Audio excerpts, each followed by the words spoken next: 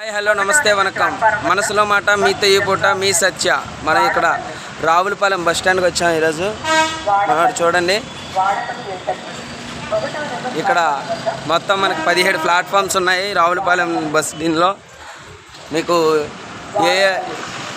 మొత్తం 18 ఏ ప్లాట్ఫామ్ మీద ఏమొస్తాయనేది ఒక లిస్ట్ అవుట్ చేసి మీకు పెడతాను తర్వాత ఎప్పుడైనా. అయితే ఇక్కడ ఇది బాగా బిజియెస్ట్ బస్ స్టేషన్. రెగ్యులర్గా ఇక్కడ నుండి స్టూడెంట్స్ కానీ, ఉద్యోగాలు చేసుకునే వాళ్ళు కానీ, వ్యాపారాలు చేసుకునే వాళ్ళు కానీ ఈ బస్ స్టాండ్ నుండి ప్రయాణాలు సాగిస్తారు. ఎందుకంటే ఇటు నుండి విజయవాడ కానీ, అమలాపురం కానీ, రాజమండ్రి కానీ, విశాఖపట్నం కానీ ఇది సెంటర్ పాయింట్. ఇటు నరసాపురం కానీ, భీమవరం కానీ. మనకి ఇందాకలో ఫస్ట్ స్టార్టింగ్ చూపించింది ఎగ్జిట్ పాయింట్. ఇక్కడ మనకి సమాచార కేంద్రం ఉంటుంది చూడండి.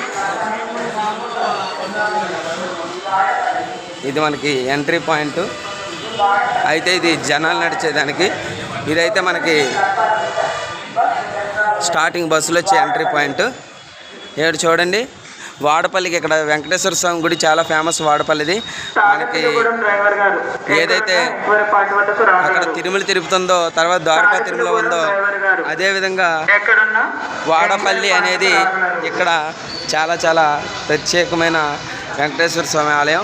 మనకి బ్రహ్మోత్సవాల సమయంలో అక్కడ ఏ విధంగా అయితే తిరుమల తిరుపతిలో జరుగుతాయో ఇక్కడ వాడపల్లిలో కూడా అదే విధంగా కార్యక్రమాలు జరుగుతాయి. ప్రతి ఒక్కరు కూడా వాడపల్లి వెంకటేశ్వర స్వామిని 7 శనివారాలు మీరు కానీ దర్శనం చేసుకొని మీరు ఆరాధించగలిగితే మీరు అనుకున్న కోరికలు బలంగా అనుకున్న కోరికలు, ఎంత కష్టమైన కోరికలైనా తీరుతాయని నమ్మకం ఉంది. కాబట్టి ఫ్రెండ్స్, మీరందరూ కూడా తప్పకుండా వాడపల్లిని దర్శించండి. ఎందుకంటే తిరుమల తిరుపతి కొందరు వెళ్ళలేరు, ద్వారకా తిరుమల కూడా కొందరు వెళ్ళలేరు. అలాంటి వారు వాడపల్లి పుణ్యక్షేత్రాన్ని దర్శించి మీరందరూ కూడా స్వామివారి యొక్క దివ్యాశీస్సులు తీసుకోండి. అయితే రావులపాలెం గురించి మనం ఇందాకలే అక్కడ అరటి మార్కెట్కి వెళ్ళాం కదా, అదేవిధంగా టిఫిన్స్ కానీ ఇవన్నీ చాలా ఫేమస్ ఇక్కడ. ప్రతి ఒక్కరూ ఈ వీడియోని షేర్ చేయండి. సబ్స్క్రైబ్ చేయకపోయినా పర్వాలేదు, లైక్ చేయకపోయినా పర్వాలేదు, కానీ తప్పకుండా ఇన్ఫర్మేటివ్గా ఉంటుంది కాబట్టి ప్రతి ఒక్కరూ షేర్ చేయండి. Thank you.